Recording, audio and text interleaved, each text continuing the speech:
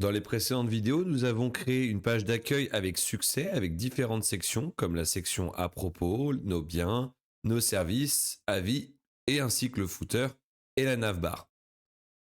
Cependant, cette page est visible dans un environnement desktop, donc ordinateur de bureau ou laptop, dans des dimensions assez spécifiques.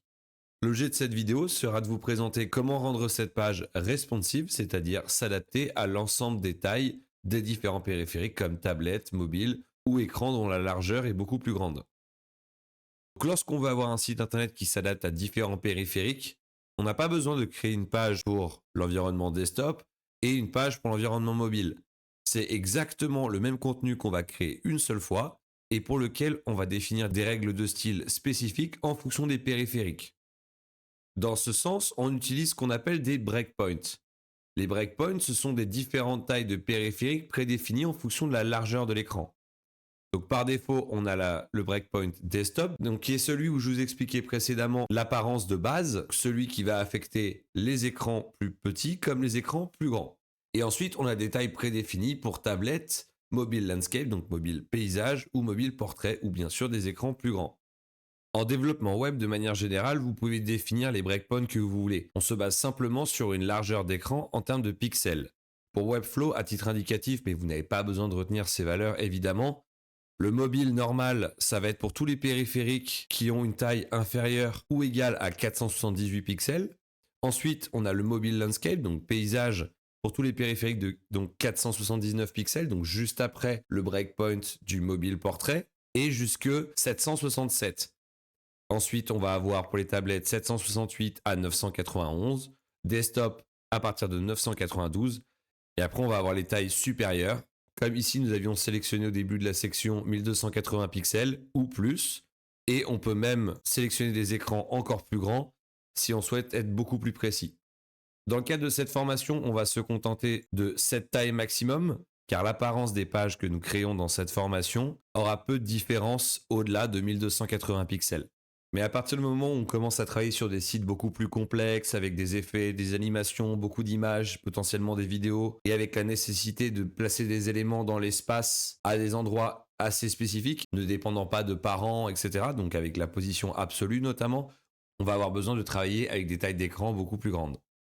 Ce qu'il faut donc retenir principalement avec ces breakpoints, c'est que tout le développement de base se fait dans cet environnement desktop, donc avec la petite étoile comme repère, le base breakpoint, le breakpoint de base. Et en fait, toutes ces règles de style vont affecter les breakpoints inférieurs comme les breakpoints supérieurs. Et lorsqu'on va appliquer des règles de style spécifiques à des breakpoints inférieurs, ceux-ci vont également affecter vers le bas, mais pas vers le haut. Donc on a ce breakpoint de base qui affecte tout ce qui est vers le bas et tout ce qui est vers le haut, sous réserve qu'il n'y a pas de règle pour un breakpoint inférieur ou supérieur. Le cas échéant, cette règle de style prendra le relais et s'appliquera à tous les breakpoints inférieurs. Tout cela sera un peu plus parlant dans quelques minutes lorsqu'on va commencer à appliquer nos premières règles de style sur les environnements mobiles. Donc globalement, l'idée lorsque vous avez fini de développer votre page dans le breakpoint de base, ça va être de regarder dans tous les différents breakpoints inférieurs et supérieurs si tout est cohérent et dans le cas contraire, adapter les règles de style pour que ça le soit. Dans notre environnement desktop de base, tout est très bien. On va commencer par aller regarder au niveau de la tablette. On voit donc ici que Webflow a adapté la taille à 768 pixels, la largeur à partir de laquelle cette breakpoint tablette fonctionne, et ce jusque 991 pixels. On peut bien sûr étirer directement le design dans cette plage de pixels de 768 à 991 pour voir si les changements appliqués sur ce breakpoint sont cohérents du début à la fin. Et on a ces petites bulles blanches qui indiquent le rendu sur des périphériques assez spécifiques, comme ici à 800 pixels. On va avoir différentes Galaxy Tab de Samsung, comme la Kindle Fire HD de Amazon. Ici, on va avoir l'iPad Pro 10,5 pouces ou la Surface Pro de Microsoft. Lorsque nous allons opérer des changements de règles de style sur les différents breakpoints, on va essayer de se baser toujours au minimum et ensuite voir en étirant si cela reste cohérent. Ici, on a grosso modo le même rendu qu'on avait sur le desktop avec peut-être un titre un peu trop gros. On va sélectionner donc notre Title Hero, notre H1, et on va lui adapter sa taille. Par exemple, on va la réduire à 38 pixels, ça me semble cohérent par rapport à ce que nous avions avant sur l'environnement desktop. Et si on revient donc sur le breakpoint desktop, on voit ici que la règle de 50 pixels qu'on avait avant est toujours active. En revanche, lorsqu'on retourne sur tablette, cette règle spécifique aux tablettes écrase les 50 pixels. Ce qui veut dire aussi que cette règle s'applique au breakpoint inférieur. Donc si on va dans l'environnement mobile paysage, on voit ici qu'il y a toujours cette règle de 38 pixels qui s'applique. Orange parce que du coup elle est héritée et elle n'a pas été écrite sur ce breakpoint. Ici en bleu pour tablette car c'est ici qu'elle a été définie. Et bien sûr, en portrait mobile, on va retrouver également la même règle. C'est donc aussi simple que ça. On va jouer sur les règles de style à différents niveaux pour que ça reste visuellement cohérent par rapport au rendu qu'on veut de notre page internet, en affectant ou non les niveaux inférieurs ou supérieurs en fonction des règles qu'on a définies à ces différents niveaux. On va donc passer en revue chacune des sections, voir si à chacun des niveaux cela nous convient. Autrement, on va appliquer des règles de style. Bien sûr, on va avoir des cas de figure assez spécifiques en fonction de différents éléments et on va voir ça au fur et à mesure. Vous avez sans doute remarqué ici que pour la navbar, elle a changé. Tous les éléments ont été ce qu'on appelle wrapped, donc enveloppés dans un menu déroulant qu'on retrouve très souvent dans les environnements mobiles des sites internet, avec ce bouton hamburger. Si on clique dessus, ça ouvre un menu qui affiche les différentes pages que nous avions ici dans notre environnement desktop. On va d'abord commencer par travailler sur nos sections aux différents niveaux. Et ensuite, on va voir ensemble la question de cette navbar et comment styliser ce menu déroulant qui apparaît. Continuons sur notre section Hero. Le titre adapté, le texte, ça me paraît correct également. L'image aussi, on a des espaces sur les côtés, ça reste aéré. Cependant, on a peut-être un peu trop d'espace là-haut. Pour ça, on va avoir deux choix. Soit on a la marge supérieure et inférieure de notre titre. Donc on voit ici que ça ne joue pas énormément dans cet espacement avec la barre en haut. En revanche, on va avoir le title hero block, 0 aussi. Le conteneur, on voit qu'on n'a pas de marge supérieure ou inférieure, donc c'est au niveau de la section que tout va se jouer et de son padding, pour éviter que cet espace soit trop prononcé. Bien sûr, cela va affecter les autres sections. Donc on va voir dans un premier temps si le résultat nous convient. Autrement, on appliquera une règle de style qui n'affectera que la section principale. Le padding supérieur, on va le réduire un petit peu. Disons 30. Très bien. On voit donc que ça a réduit l'espace également sur les autres sections. Peut-être un peu trop. Donc ce qu'on peut faire ici, c'est augmenter notre padding inférieur, étant donné que le padding inférieur compensera le manque de padding supérieur sur les sections suivantes. On va augmenter 70, on va passer par exemple à 90. Et maintenant, on retrouve beaucoup plus d'espace entre ces sections pour aérer le tout. Très bien, donc pour la section Hero, on n'est pas trop mal. La section à propos également. Si on s'intéresse ici au Quick Stack, à la limite, on pourrait réduire un petit peu notre espace entre les deux colonnes parce que c'était beaucoup plus étiré sur le desktop ici. Comme là, on est beaucoup plus serré, on peut se permettre également de réduire un petit peu cet espace. Descendons éventuellement à 30 pixels. Et bien sûr, ça va affecter également ici. Ici, on va avoir l'information des mètres carrés qui dépassent de la carte propriété. Donc ce qu'on peut faire, c'est directement regarder la grid et éventuellement se dire que sur l'environnement tablette, on veut deux colonnes et une colonne sur la troisième ligne pour éviter que tout cela dépasse. Donc on a ici les grid settings qui s'affichent. On voit ici qu'on a donc trois colonnes avec une row générée automatiquement. Donc pour l'environnement tablette, on se dit qu'on veut une deuxième ligne et on veut réduire d'une colonne. Désormais, les mètres carrés ne dépassent plus de la carte et sont affichés directement en dessous. Ça évite d'avoir tout sur la même ligne et de s'adapter automatiquement à la taille de l'écran. Si on revient sur l'environnement desktop ici, on voit qu'on a toujours ce comportement de 3 colonnes sur une ligne. Alors que là, sur tablette, ça vient se mettre à la ligne pour éviter de dépasser du champ. Cet élément grid, comme l'élément Quick Stack qui est donc comparable, nous donne beaucoup de liberté en termes d'ajout, de suppression de colonnes et de lignes en fonction des différents breakpoints. Comme ça, l'utilisateur final bénéficiera toujours de toutes les informations disponibles sur la page, adaptées à la taille de son écran. Continuons un peu plus bas, la section service. Rien de choquant à ce niveau-là sur l'environnement tablette. En revanche, pour les commentaires, on voit ici qu'on a perdu notre effet de marge automatique vers le haut, étant donné que la hauteur n'est plus assez importante. En effet, comme la page est beaucoup plus étroite maintenant, et qu'on a toujours 3 commentaires qui s'affichent sur la même ligne, le texte est beaucoup plus étiré, car il a beaucoup moins de place pour s'étendre en largeur. On dépasse donc clairement la taille qu'on avait fixée de 350 pixels. Donc pour remédier à ça, on a plusieurs solutions. La première, ce serait de faire afficher des commentaires sur différentes lignes. Donc comme on a fait ici par exemple 2 puis 1. Ou autrement, on peut aussi jouer directement sur la taille de la hauteur. En indiquant que sur tablette, désormais ce sera telle hauteur plutôt que 350 pixels. Donc pour l'environnement tablette, on va se contenter de cette solution-là, car ce n'est pas choquant d'avoir 3 commentaires sur la même ligne, malgré cette largeur d'écran beaucoup plus étroite. Et sur les environnements mobiles, on partira sur une autre solution. On va augmenter ici 450 pixels, voire même 470 pour laisser un peu plus d'espace à Alice Dupont. Voilà pour l'environnement tablette. Pour l'environnement mobile paysage, on va avoir un peu plus de travail. Les pré-réglages sont beaucoup moins adaptés. Commençons par notre titre qui paraît trop gros sur ce breakpoint. Pour rappel, on avait défini une taille de 38 pixels sur tablette. On va réduire tout ça, disons, à 30 pixels. Maintenant, on va avoir le texte et l'image qui sont vraiment au niveau des bords. Pour ça, on va avoir plusieurs solutions. La première, évidemment, affecter le padding ou la marge de l'élément en lui-même. Ce qu'on va faire ici, c'est qu'on va modifier directement le conteneur car c'est précisément l'élément qui sert à adapter tout son contenu aux différents breakpoints. En paramétrage de base, on a une marge de gauche automatique et une marge de droite automatique. Donc ça, c'est très bien parce que sur les écrans plus grands, comme on va le voir après, ça permet de toujours centrer le contenu. Comme on n'a plus assez d'espace à droite et à gauche maintenant avec un écran beaucoup plus étroit, on va jouer sur le padding de gauche et de droite pour retrouver l'effet qu'on avait sur tablette de ce petit espace.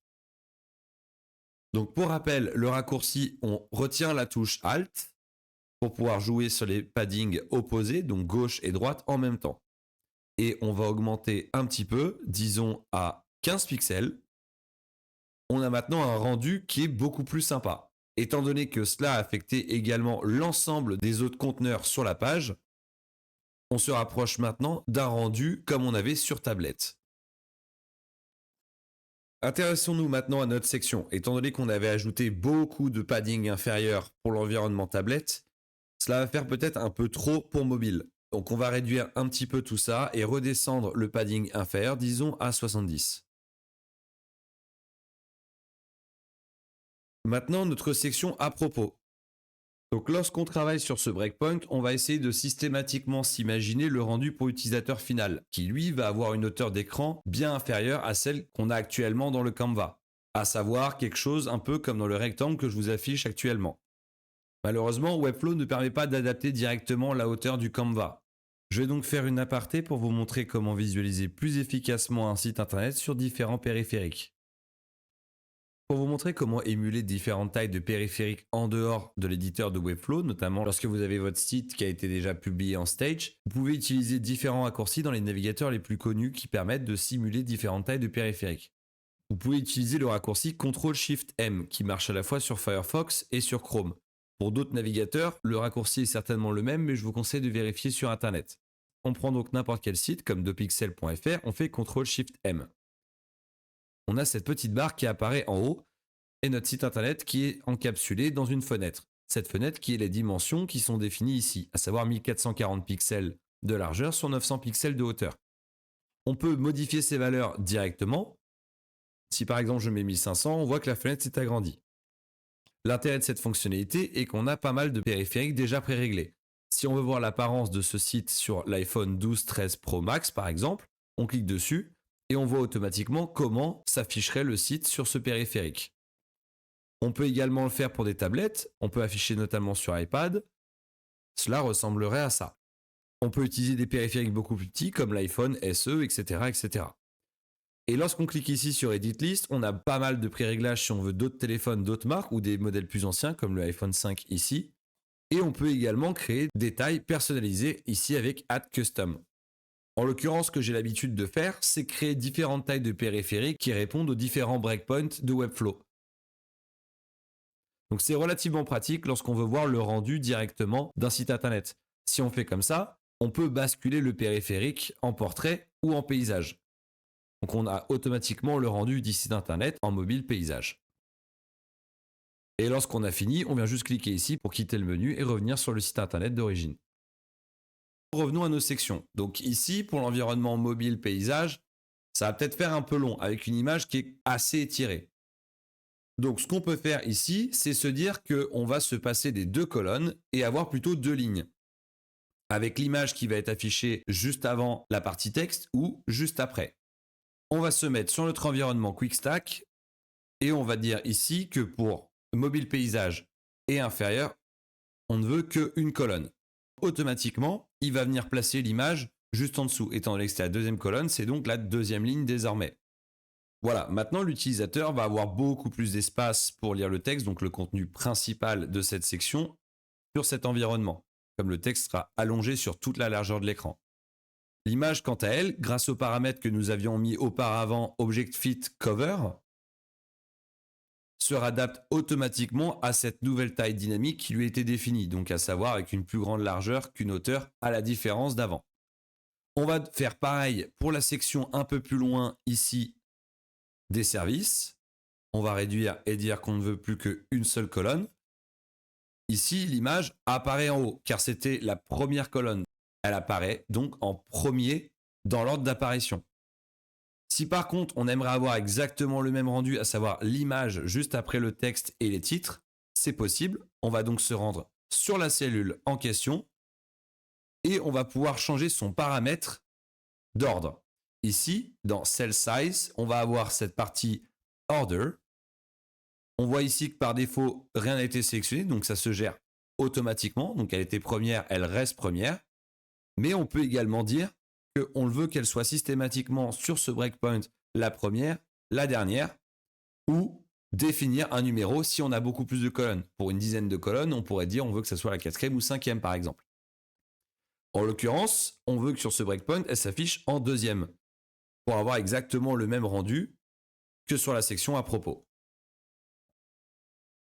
Ensuite, ce qu'on pourrait faire ici, étant donné que tout est plus ou moins centré maintenant, vu que c'est un environnement mobile, on pourrait également centrer tout ce texte ici et sur la partie service également. Donc pour faire plus simple, on peut prendre l'intégralité de notre cellule, lui ajouter bien sûr une classe, et étant donné qu'on va affecter son style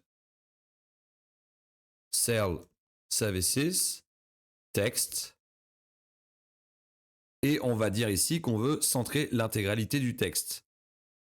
Cependant, ça n'affecte pas tous les éléments, tout simplement parce que l'élément ici, Title Section, ne s'étend pas sur toute la largeur. On voit ici que sa box s'arrête à ce niveau-là. Donc ça ne peut pas être centré dans la box étant donné que ça arrive déjà au bout. Donc on va en plus de ça affecter notre paramètre de aligner au centre et on obtient le résultat voulu. Pour que ça soit un peu plus sympa sur mobile, on va lui enlever ses décors. Donc on va aller sur notre liste service et on va dire qu'on ne veut pas de style sur l'environnement mobile. Bien sûr, on le garde sur les environnements précédents. Pour rappel, ce changement n'affecte que l'environnement sur lequel nous travaillons, ainsi que les environnements inférieurs. Donc tout est centré ici, c'est très bien. On va faire ça pour la section à propos également. Étant donné que la classe qu'on a créée un petit peu plus bas n'a fait que le centrage sur mobile, on va réutiliser la même. Et on va donc en profiter pour la renommer étant donné qu'elle va affecter les deux sections. Donc c'était Cell Service Text qu'on va renommer en Cell Text Mobile. Maintenant, l'intégralité du texte de notre page sur environnement mobile va être centrée et cohérent. Pareil pour notre section ici, commentaires. On va revenir dans quelques petites minutes. Intéressons-nous à nos propriétés. On voit ici que la collection list a automatiquement défini l'affichage sur un élément par ligne à partir de notre breakpoint mobile paysage. Donc c'est parfait, autrement on aurait eu quelque chose de considérablement étroit sur mobile. Par contre, on va jouer un petit peu sur le style, étant donné que les éléments sont complètement collés les uns aux autres, et on va essayer de retrouver le même affichage qu'on avait avant, les trois éléments sur la même ligne, Étant donné qu'on a beaucoup plus de largeur maintenant, on n'a plus besoin de diviser ça sur plusieurs lignes. Commençons par cette partie. C'était donc le paramètre de grid. On va affecter et dire qu'on veut 3 colonnes. Donc on retrouve exactement le même comportement qu'on avait avant. Et on va réduire le nombre de lignes à 1. Et voilà. Maintenant, notre élément property card, on va ajouter une margin bottom pour les espacer un petit peu plus. Disons une vingtaine de pixels. Et pour finir, on va certainement réduire un peu la hauteur de l'élément parce que ça fait un peu bloc. Pour rappel, en environnement mobile paysage, l'utilisateur ne va pas avoir la même hauteur d'écran. Il ne percevra pas cette image carrée de la même manière. On va essayer de s'aligner sur une hauteur cohérente par rapport à son périphérique. On va donc essayer de retrouver un effet rectangle. Donc notre property card qui avait une hauteur de 450 pixels, on va réduire ça à éventuellement, disons 300 pixels. Maintenant, on va avoir un rendu qui est beaucoup plus visible sur ce périphérique par l'utilisateur final. Ensuite, notre section commentaires. Vous vous rappelez, sur l'environnement tablette, on avait ajouté une hauteur beaucoup plus importante, 470, pour bénéficier de cette marge automatique. Maintenant, la collection list, au même titre que pour les propriétés, n'affiche qu'un élément par ligne. Désormais, on n'a plus besoin d'avoir une hauteur aussi importante. Et en plus de ça, on n'a même plus besoin de penser à aligner les différents profils de personnes qui ont mis de commentaires. Étant donné que maintenant, ils sont sur la même ligne, ce paramètre d'auteur automatique n'est plus aussi important. Donc, on va le désactiver sur l'environnement mobile. On va dire qu'on veut une hauteur prédéfinie de 25 pixels, par exemple, afin d'avoir le même rendu pour chacun des éléments. Et pour la hauteur, elle va désormais être automatique. Étant donné, comme on vient de le voir, on n'a plus besoin d'aligner les éléments entre eux. Très bien. Pour finir, on va ajouter un petit peu d'espace entre eux.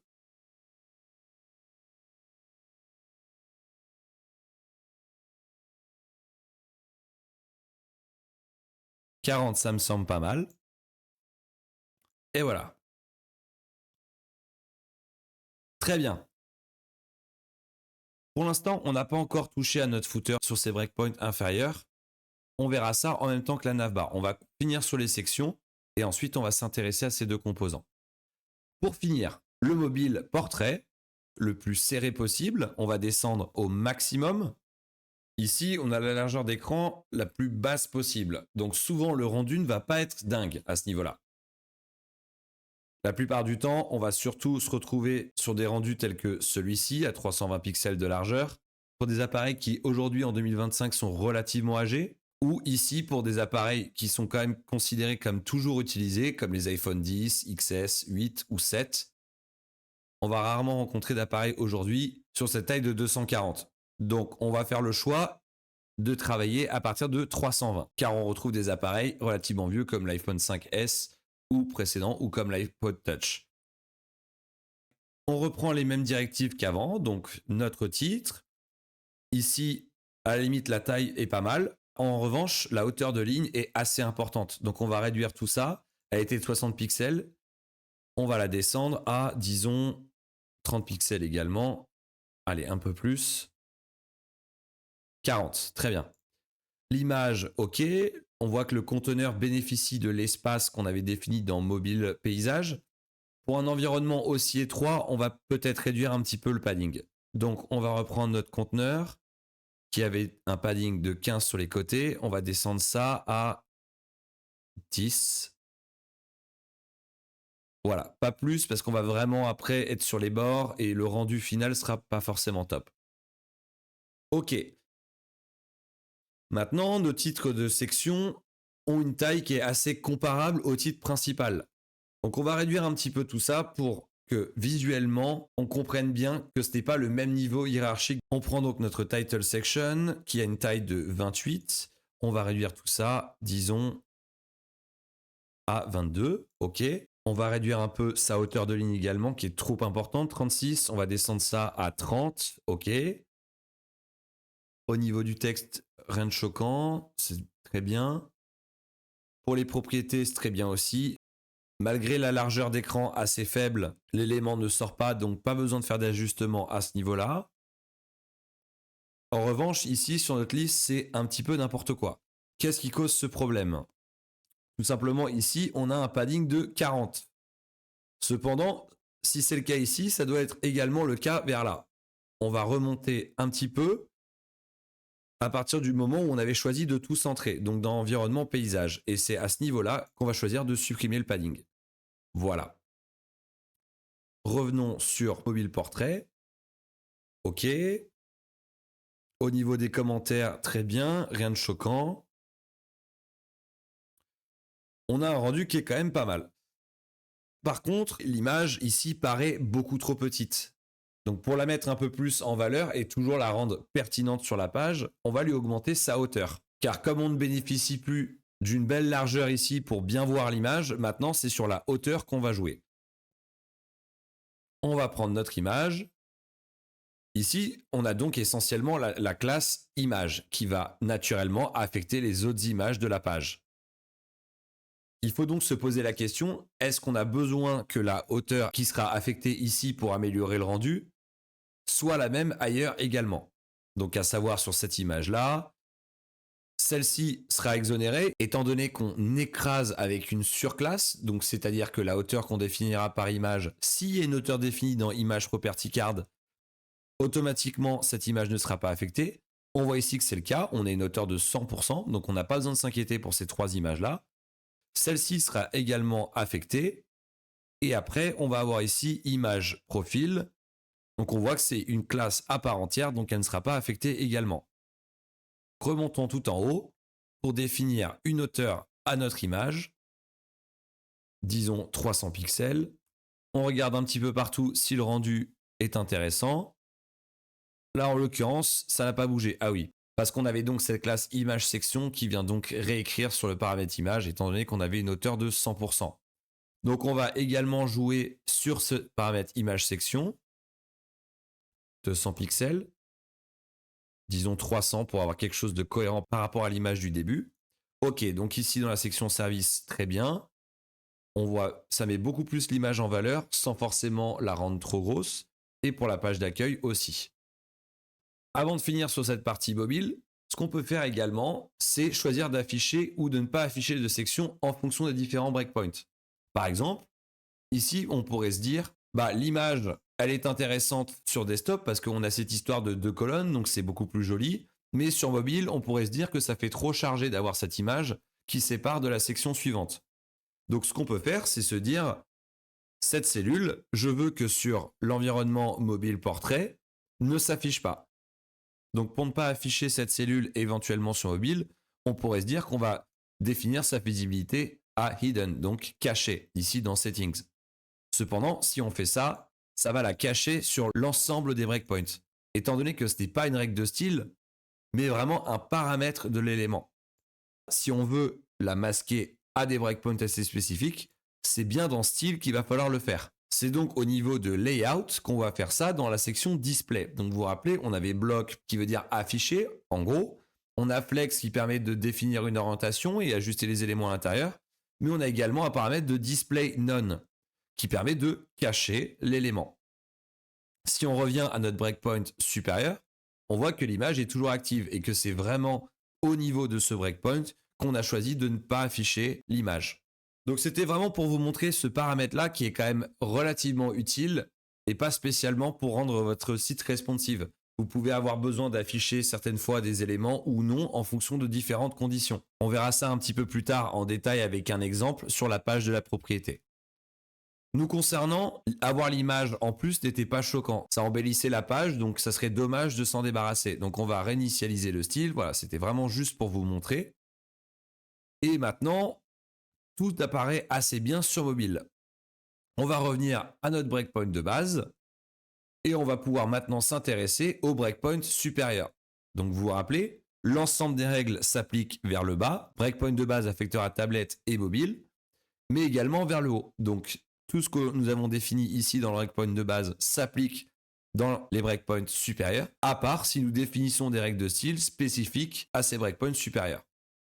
Donc là, en l'occurrence, on va en avoir qu'un seul.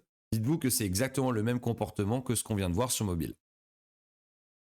Pour finir, on va maintenant s'intéresser à notre dernier breakpoint. Sur cette partie, on ne va pas avoir énormément de travail, étant donné que le conteneur va automatiquement limiter l'extension du contenu en largeur à partir d'une certaine taille. On voit ici qu'en desktop, il le fait déjà, en augmentant les marges sur les côtés. Et tout reste au niveau de ce conteneur et de l'espacement automatique de ce conteneur. Donc ici, on voit le rendu pour utilisateur final pour un écran de 1436 pixels de largeur, avec une scale, donc une échelle de 100%. C'est-à-dire que il n'y a pas de virtualisation, entre guillemets, de la taille de l'écran. Et nous, on aimerait voir comment ça s'affiche pour des tailles d'écran beaucoup plus grandes. Et bien sûr, on ne peut pas l'afficher sur mon écran, étant donné que je suis déjà au maximum. Lorsqu'on va étirer de gauche à droite, Webflow va automatiquement ajuster ce facteur d'échelle pour simuler un affichage sur des tailles beaucoup plus grandes. Donc lorsqu'on prend ici et qu'on voit qu'on ajuste vers la gauche, donc voilà, là on couvre toutes les tailles qui sont inférieures à ma taille d'écran.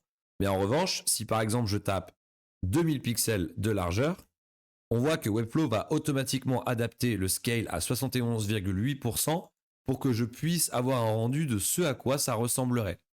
Et bien sûr, on peut jouer et monter vraiment beaucoup plus haut et voir des tailles d'écran considérables. Donc nous, on va redescendre à une taille convenable, donc 1436. Étant donné que le conteneur va toujours encapsuler à la même taille et ça va juste jouer sur les marges, on n'a pas besoin, dans notre cas de figure, de s'intéresser à des tailles d'écran beaucoup plus grandes. Donc ce qu'on va faire, c'est qu'on va jouer sur ce paramètre de max width, donc de largeur maximale, pour permettre à ce conteneur d'être un peu plus large sur les écrans beaucoup plus grands. Ces utilisateurs finaux pourront donc bénéficier d'un affichage un peu plus étiré et profiter un peu plus de leur taille d'écran plutôt que d'avoir de grosses marges sur les côtés.